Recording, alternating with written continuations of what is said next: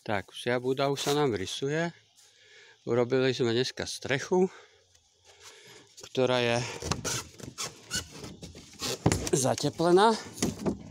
Tu no. Tak toto vypadá znútra. Už sú robené znútra všetky detaily. Tak. Tu bude taká malá skrinka na topánky alebo na niečo iné. Tak, toto ešte budeme musieť dolepiť. Čo nám chýba je táto strana, ktorú robím až na koniec, aby som mohol vchádzať dovnútra do budy a kontrolovať znútra. Tak, niektorí sa z vás pýtajú, že prečo tie klince tak trčia všade.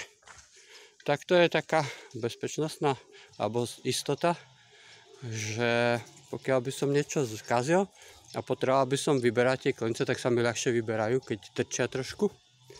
A až bude celé dielo hotové, že už budem vedieť, že všetko je tak, ako má byť na mieste, tak to proste len jedným úderom ten klinec tam zatočím dovnútra.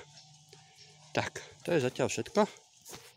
Uvidíme sa v ďalšom videu. Nezabudnite like a odber. Max si už skúša svoju budu.